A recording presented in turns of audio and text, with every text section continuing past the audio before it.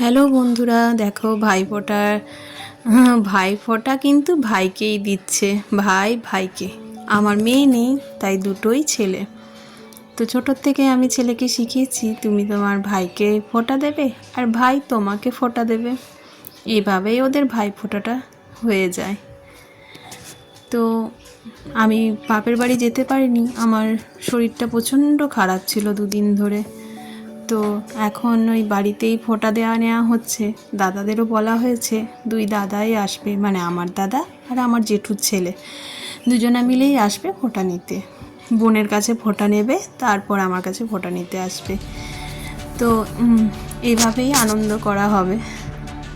কি করব বলো, প্রতি বছর বাপের বাড়ি যাই, এই বছর যেতে পারলাম না, মনটা খুব খারাপ ছিল, কিন্তু কিছু করারও নেই। এই দেখো, ও আমার বড় ছেলে আমার ছোট ছেলেকে আশীর্বাদ করছে। তো তোমরা সবাই একটু আশীর্বাদ করে দিও আমার ছোট ছেলেকে, যেন ও বড় হয়ে খুব মানুষের মতো মানুষ হয় আর খুব তাড়াতাড়ি যেন কথা শিখে যায়। আমার ছেলে যে কবে কথা বলবে আমি নিজেও জানি না, তবে সবাই যদি আশীর্বাদ করো, নিশ্চয়ই আমার ছেলে একদিন কথা বলবে। এটা আমার নিজের একটা বিশ্বাস। ছেলেরা মানুষের মতো মানুষ হোক, আর কিছু চাওয়ার নেই। এই দেখো, বড় ছেলে আমার ছোট ছেলেকে একটা গিফট করলো, চকলেট। তো ওরা চকলেট খাক। এই দেখো, খাবার নিয়ে চলে এসেছি। তো আজকের মেনু হচ্ছে বেবি নান বানানো হয়েছে। তো এটা আমার বরই বানিয়েছে। ও ভোরবেলায় উঠে, সবাই তো লুচি বানায়, তো আজকে ও একটু অন্য কিছু বানাতে চেয়েছিল। আর একটা চানা মশলা, পায়েস আর নানা ধরনের মিষ্টি ছিল। ব্যাস, আমার ছেলে তো আবার মিষ্টি খেতে চায় না। অনেক ঝামেলা করে একটা মিষ্টি দেওয়া হয়েছে, তাও বলছে খাবো না। আমি বললাম, আজকের দিনে একটা মিষ্টি তো খেতেই হয়, খাও। আবার ছোট ছেলে ঘরে নাচানাচি করছে, ওকে ডাকতে গেলাম যে তোমার খেতে দেওয়া হয়েছে, তাড়াতাড়ি এসো। আমার বড় ছেলে আবার ওর বাবার সঙ্গে যাবে ঠাম্মির বাড়ি। ওর ঠাকুমা আর একটা পিসি ঠাকুমা আছে, দুজন মিলেই ফোঁটা দেবে। তো ওখানে আজকে ঠাম্মির কাছে ফোঁটা নেবে ভাইকে ফোঁটা দেওয়ার পর।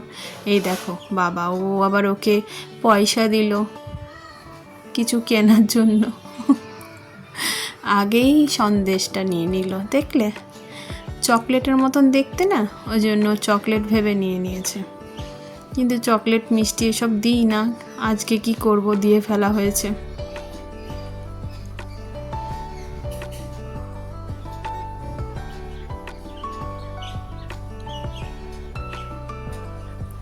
ওরা দুজনে পর খাওয়া দাওয়া সেরে নিয়ে তারপর আমার দাদারাও চলে আসবে। ওরা রাস্তায় আসছে, ফোন করেছিল।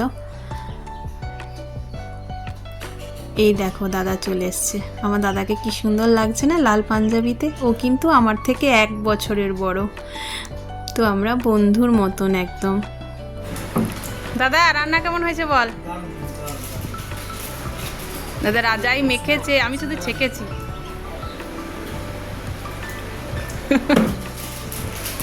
আমার এই একটা দাদাই এসছে এখন, আর একটা দাদা এখন আসছে। ও দেরি করে ফেলেছে। ওই করেছি নে, 1 চামচ পায়েসটা খেয়ে দেখ। আমার বেটা বলেছে যে মা, ওইটা পায়েস নয়, একদম দারুণ ক্ষীরের মতো হয়ে গেছে, ছানার পায়েস হয়ে গেছে বলেছে। তুই খেয়ে দেখ।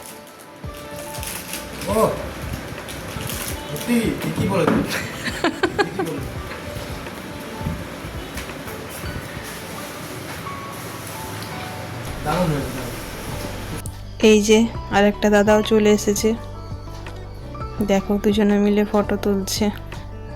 এই যে দাদার কপালে ফোঁটা দিয়ে দিলাম। ওরা আবার একটু ঘুরতে গেছিলো শিবতলা, বাড়ি ফিরলো। এই দেখো, ও আমাকে গিফট দিল, আমিও ওকে গিফট দিলাম, দুই দাদাই গিফট দিয়েছে। এই দেখো, খেতে দিয়ে দিলাম, বাই।